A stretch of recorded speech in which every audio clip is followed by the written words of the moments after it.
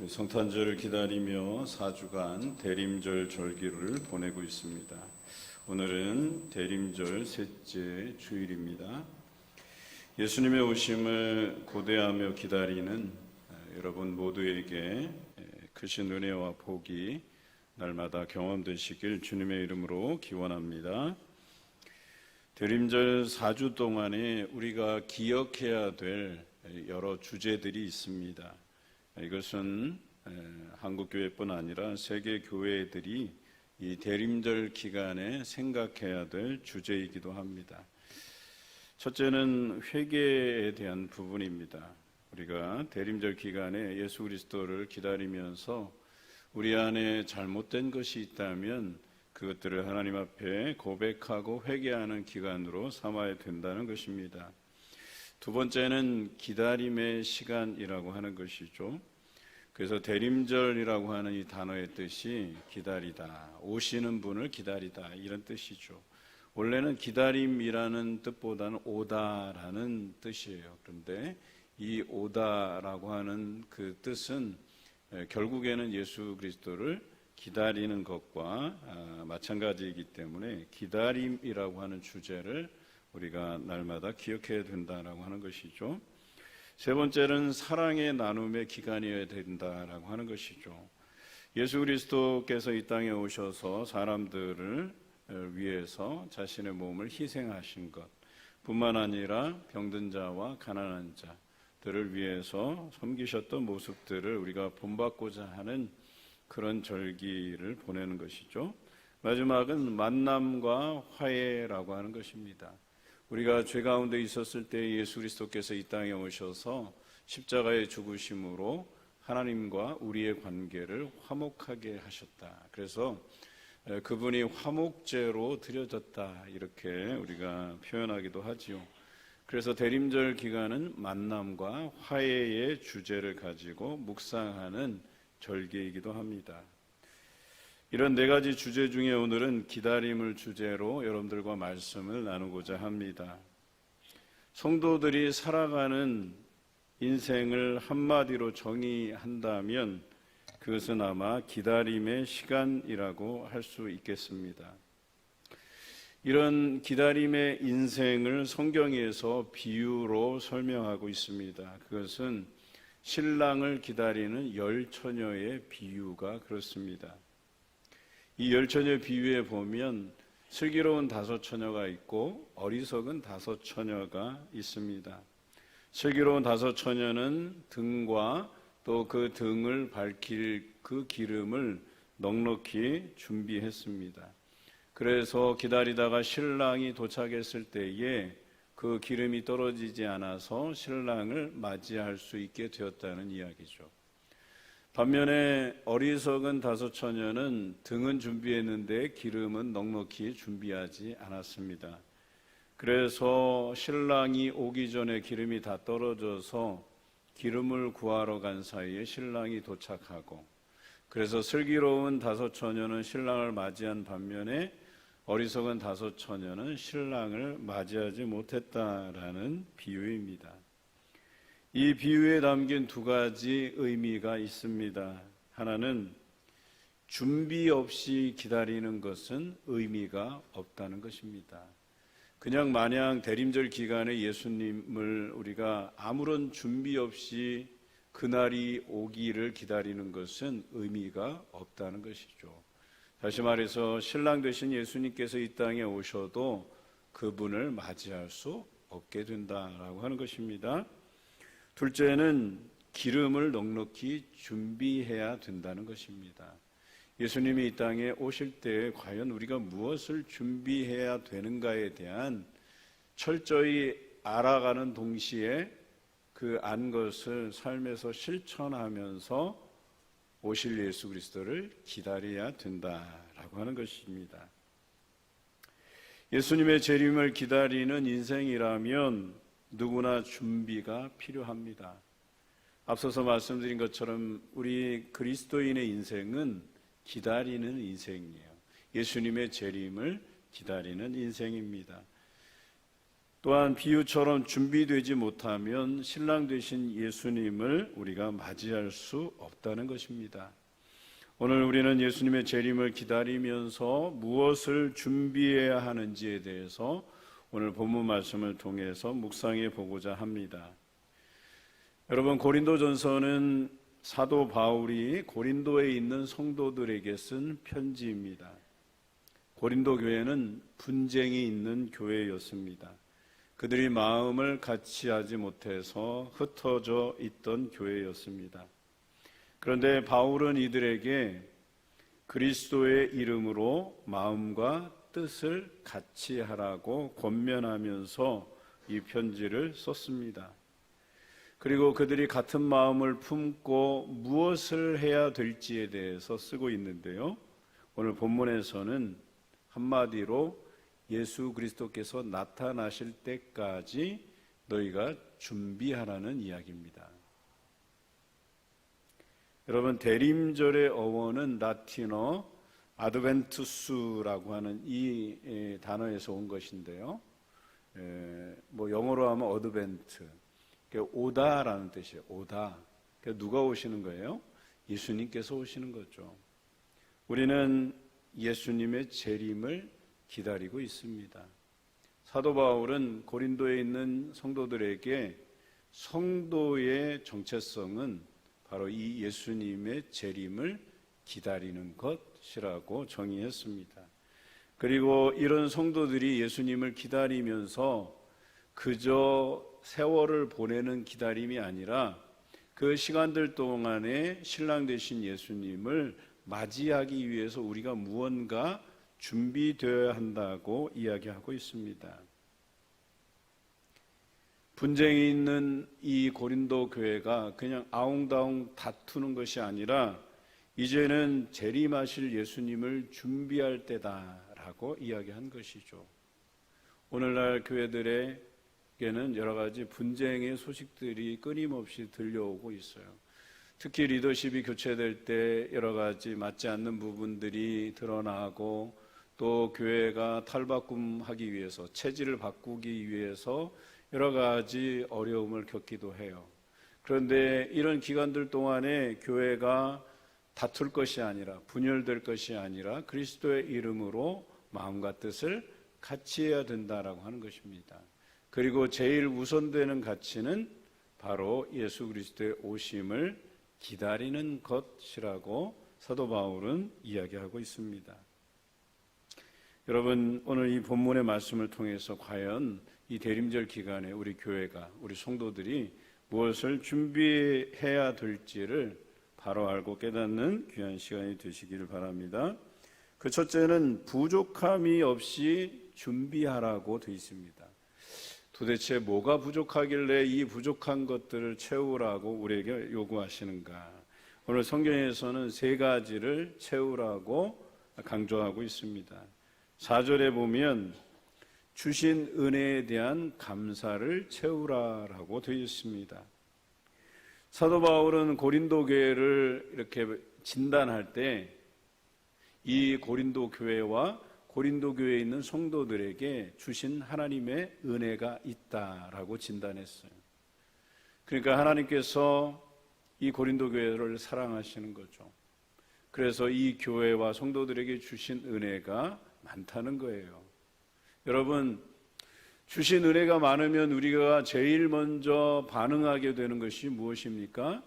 감사하게 된다는 것이죠.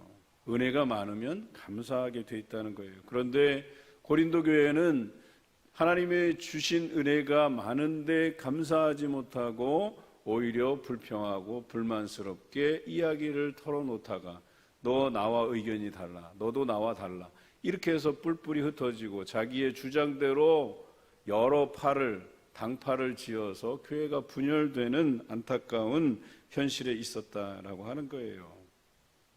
그런데 사도 바울이 편지를 쓰면서 하나님의 은혜를 경험했으면 마음을 같이 해서 너희가 감사를 회복해야 된다, 이렇게 이야기합니다. 여러분, 감사를 잊게 되면 불평과 불만이 일어나게 돼 있어요. 불평과 불만이 일어나면 다툼이 일어나게 돼 있습니다. 다툼이 장기화되면 교회가 분열하게 돼 있어요. 여러분, 대림절 절기가 시작되기 전에 우리에게 중요한 절기가 있었죠. 그것이 무엇입니까? 추수감사절입니다. 대림절은 대체적으로 11월 말이나 12월 초에 시작이 돼요. 성탄절 전 4주를 말하죠. 근데 추수감사절은 정해져 있어요. 11월 셋째 주. 우리는 11월 셋째 주에 추수에 대한 감사를 하나님께 올려드리죠. 그런 감사가 대림절 절기까지 이어져야 된다라고 하는 겁니다. 그런데 한번 생각해 보십시오.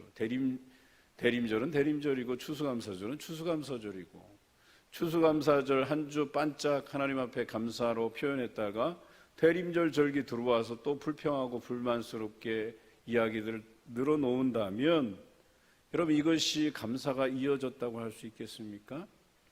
여러분, 추수감사절 절기가 그래서 중요한 거예요.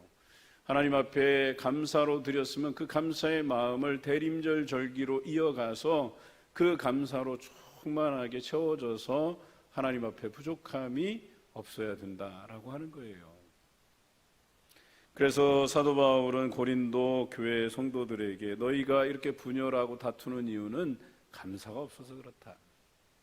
예수 그리스도의 오심을 기다리는 성도의 삶은 감사로 채워져야 된다라고 이야기한 것입니다. 오늘 여러분들 마음에 그런 감사가 충만해지시길 주님의 이름으로 기원합니다. 5절과 6절에 보면 언변과 지식에 풍족하여 그리스도의 증인으로서 부족함이 없이 준비하라고 강조하고 있습니다. 여러분, 배움의 자리는 그저 그 배움을 통해서 우리의 마음의 어떤 즐거움, 감동만을 전해주려고 하는 것이 아닙니다. 그저 감동에 그치지 아니하고 그 배움이 우리 삶에서 지식으로 남고 그 지식을 토대로 우리의 삶에서 실천되기를 바라는 마음으로 배움의 장을 준비하는 것입니다. 여러분, 우리는 그 배움의 장에 참여하고 또 여러 강사 목사님들을 통해서 우리에게 전해주신 그 말씀이 즐거운 감동으로 끝나는 것이 아니고 우리 안에 지식으로 남고 그것을 우리가 삶에서 실천해서 그 실천한 것들이 예수 그리스도를 나타내고 드러나는 일에 우리가 준비되어야 된다라고 하는 것입니다. 여러분, 1년 동안 받으신 은혜가 있으시죠? 그런데 그 은혜는 여러분 마음을 즐겁게 하는 데만 그쳐서는 안 됩니다. 여러분들이 그 받은 은혜, 그것을 입술로 증언해야 되는 거예요. 그래서 주변의 사람들에게 내가 이번 세미나에서 또 이번 집회에서 이번 주일날 또 구역 모임에서 어떤 은혜를 받았는데 그 은혜들을 다른 주변의 사람들에게 나누어야 된다는 거예요. 나에게 역사하신 그 하나님, 나와 말씀으로 동행하신 그 예수 그리스도의 행적들을 사람들에게 말로써 표현하라는 거예요. 그것이 증언하는 삶이라고 이야기하는 겁니다. 여러분, 예수 그리스도를 우리가 기다리면서 해야 될 두 번째, 채워져야 될 두 번째는 바로 증언하는 삶이라고 하는 겁니다. 여러분 가족에게 또 주변의 이웃에게 믿지 않는 사람들에게 예수 그리스도를 날마다 증언하는 그런 삶을 살아가시는 여러분 되시길 주님의 이름으로 기원합니다. 7절에는 모든 은사에 부족함이 없이 준비해야 된다라고 강조하고 있습니다. 여러분, 기다림의 시간은 우리의 은사를 발견하고 또 우리의 은사를 발견했으면 그 은사를 개발해야 된다는 거예요. 이것이 좋은 쓰임이 되기 위해서 준비되어야 한다라고 하는 것입니다. 여러분 각자에게 하나님께서 주신 은사가 있어요. 내가 뭘 잘하는지 또 내가 드릴 수 있는 헌신의 모습들이 여러분들에게 있어요. 앞에서 이야기한 것처럼 고린도 교회도 하나님께서 그들에게 은혜를 나누어 주었거든요. 그 은혜에는 은사가 포함되어 있어요. 그리고 그 은사를 충분히 주를 위해서 발휘되게끔 준비하라고 이야기한 것이죠. 마찬가지로 오늘 여러분들에게도 하나님께서 나누어 주신 은사가 있으신데 그 은사가 주를 위해서 아름답게 사용되도록 개발하라고 얘기하는 겁니다. 그리고 그것이 충분히 준비되었으면 주를 위해서 여러분의 은사가 사용되도록 하라는 것입니다.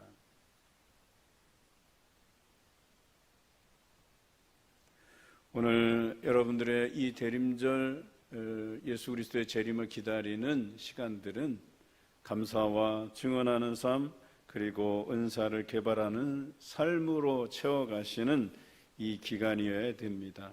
여러분 모든 것에 감사하시길 바랍니다. 예수님께 배우고 경험한 것을 날마다 입술로 주변 사람들에게 알게 하시길 바랍니다. 내게 주신 은사를 철이 철을 날카롭게 하듯이 갈고 닦아서 좋은 쓰임이 되도록 채워가시는 이 대림절 절기가 되시길 주님의 이름으로 기원합니다. 그렇다면 이 대림절 절기에 이토록 모든 것에 부족함이 없도록 기다리는 이유, 준비하며 기다리는 이유가 무엇일까? 우리가 한번 고민해 볼 필요가 있죠. 오늘 본문 8절과 9절 말씀에 우리가 이 대림절 기간에 부족하지 않도록 이 세 가지 앞에서 언급된 감사, 증언하는 삶 뿐만 아니라 우리에게 그 은사를 개발하도록 하시는 이유가 뭘까라고 하는 겁니다. 8절에는 이렇게 기록되어 있습니다. 책망할 것이 없는 자로 끝까지 견고하게 하시기 위함이다 라고 되어 있어요. 여러분들에게 감사하는 삶이 넘쳐나게 하시고 또 예수님을 증언하는 삶으로 채워가시고 은사를 개발하는 삶을 여러분들에게 살게 하시는 이유는 많은 사람이 볼 때에 또 하나님께서 여러분을 바라볼 때에 책망할 것이 없게 하시기 위함이다 라고 하는 겁니다. 여러분 앞에서 언급한 이 세 가지의 삶을 잘 살았다면 그리고 여러분 주변에 그런 사람들이 있다면 여러분 한번 판단해 보십시오.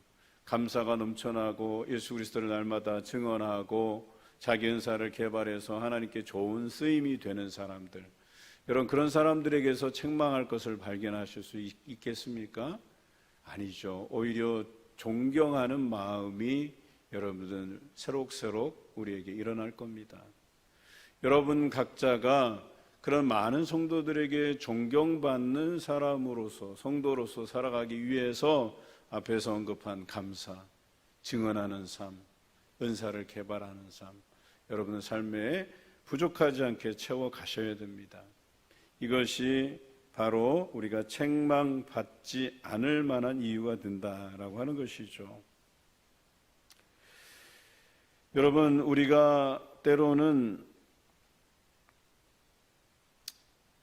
이런 것들로 채워지지 못하는 분들도 계셔요. 그래서 때로는 목회자가 성도들을 조언하고 때로는 격려하고 때로는 충고하는 이유가 바로 이런 삶이 충만히 그에게 준비되어져서 채워지게 하기 위함이에요. 그런데요, 이런 삶이 채워져 있는 사람에게는 말할 필요도 없어요. 알아서 잘 하시니까. 날마다 감사가 넘쳐나고 예수 그리스도를 날마다 전하고 자신이 가진 은사로 하나님께 드려지는 이런 사람은 말하지 않아도 돼요.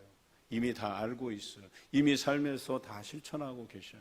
그런데 그러지 못한 성도들을 보면 목회자로서의 양심은 그들에게 조언하고 격려하고 그렇게 할 수 있도록 만들어 가야 되는 것 아니겠습니까? 여러분 모르면 배워야 돼요. 그리고 배워서 알게 되면 준비해야 되는 것입니다.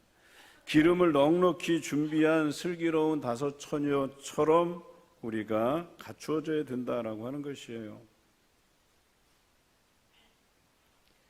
슬기로운 다섯 처녀는 신랑으로부터 어때요? 책망을 받지 않았어요. 그들은 혼인잔치에 초청을 받아서 그 잔치 자리에 들어갔어요. 그러나 기름을 넉넉히 준비하지 못한 어리석은 다섯 처녀는 책망받았다라고 하는 것을 여러분들 기억하셔야 돼요. 후회해야 소용이 없는 거예요. 우리가 책망받지 않기 위해서 또 혼인잔치에 들어가지 못하는 이런 안타까운 현실에 놓이기 전에 우리는 준비하고 또 부족함이 없도록 또 책망할 것이 없도록 그리고 흔들리지 않고 견고히 하나님 앞에 서갈 수 있도록 예비하고 준비해야 된다라고 하는 것입니다.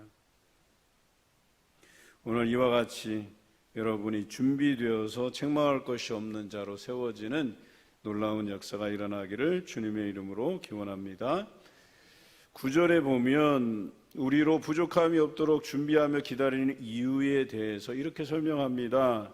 주와 더불어 교제하기 위한 하나님의 미쁘신 뜻이다 라고 이야기합니다. 우리로 이 부족함을 채워가시는 이유는 주와 더불어 교제하게 하시기 위한 하나님의 뜻이라고 이야기합니다. 앞서서 말씀드린 그 비유가 그것이죠. 우리가 신랑을 맞이한다는 게 뭐예요? 교제한다 이런 뜻이잖아요.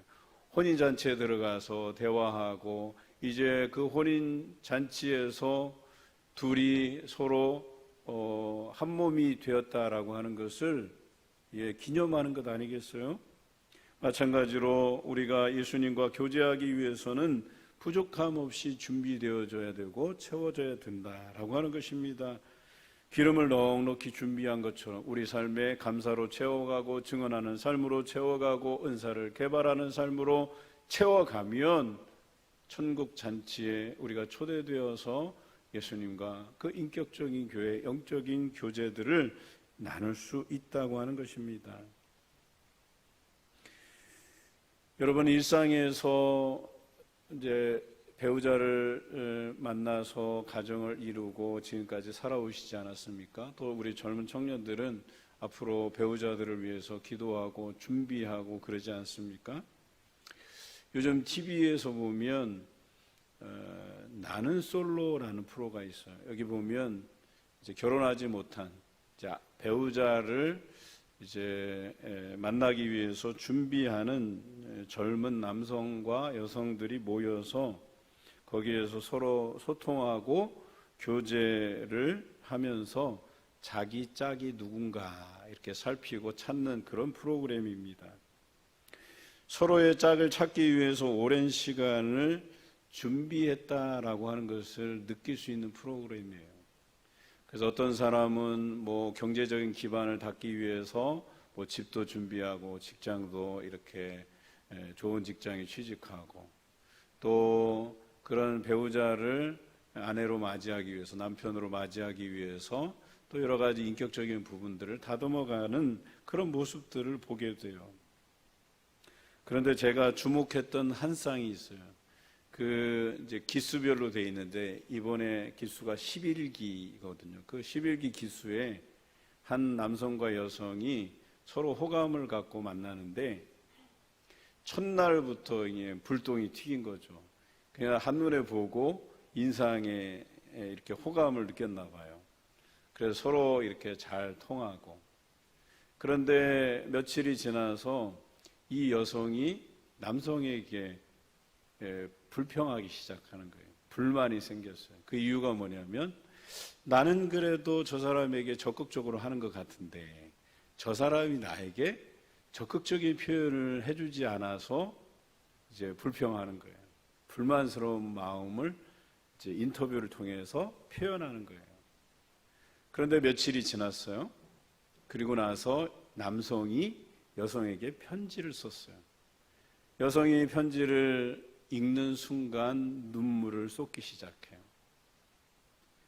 그런데 그 눈물을 쏟은 이유가 그리고 이 눈물을 쏟으면서 인터뷰를 하는데 다시 첫날로 돌아가고 싶다고. 그래서 저는 깜짝 놀랐어요. 뭔가 불만이 극에 달아서 다시 되돌려놓고 싶은 것이었나? 이렇게 생각했는데 그게 아니었어요. 편지에는 어떤 내용이 적혀 있었냐면 이 남성이 자기 마음을 표현한 거예요.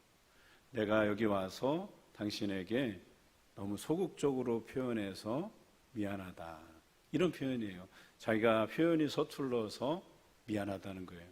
그리고 자기에게 적극적으로 표현해줘서 너무 고맙다. 이렇게 쓴 거예요. 그러니까 여성이 그 편지를 읽는 순간에 눈물이 쏟아진 거예요. 자기는 그런 남성의 마음을 이해하지 못하고 그저 자기가 느끼는 감정이 중요해서 그 남성에 대해서 불평, 불만을 쏟아냈는데 그 편지를 보는 순간 그 남성의 마음을 이해하게 됐다는 거예요. 그래서 다시 첫날로 돌아가서 그 남성에게 더 잘해줘야 되겠다라고 하는 그런 마음을 가진 거였었어요. 저는 이 부분을 보면서 참 그렇다.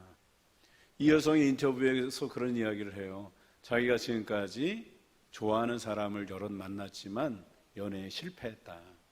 그 이유를 그 편지를 읽고 알았다는 거예요. 왜냐하면 내 감정만 중요했던 거예요.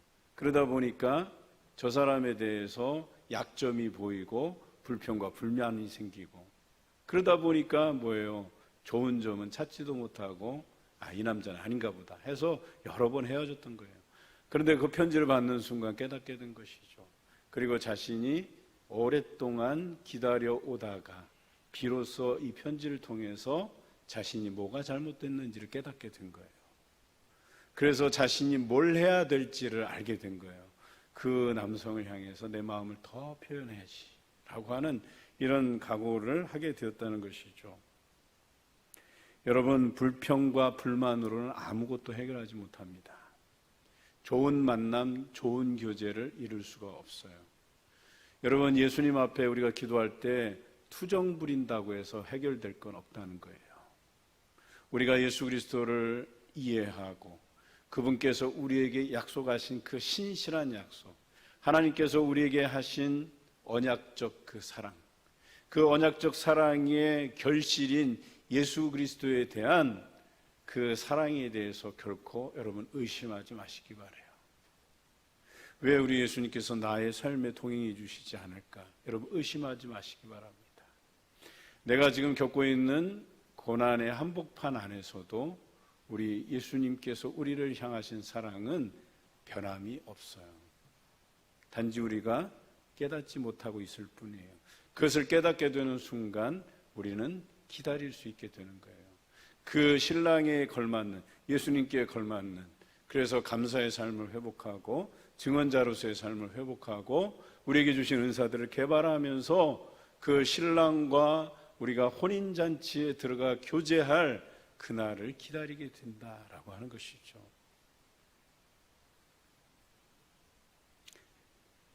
세상에서 무슨 낙이 있을까 하며 절망할 때에도 감사하게 되면 예수님을 이해하게 되고 그분과의 인격적인 교제가 일어나고 그래서 그분을 아름답게 기다릴 수 있게 되는 것이죠.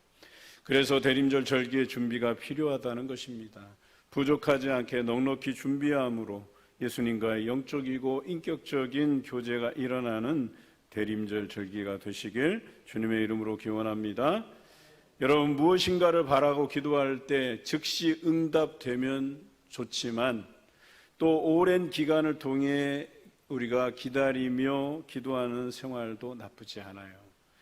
여러분, 오래 기다리다 보면 나의 믿음이 견고하게 하는 시간이고 또 오랜 시간을 거쳐서 기도의 응답이 이루어졌을 때에 주어지는 감동은 매우 클 것이다 라고 하는 것이죠.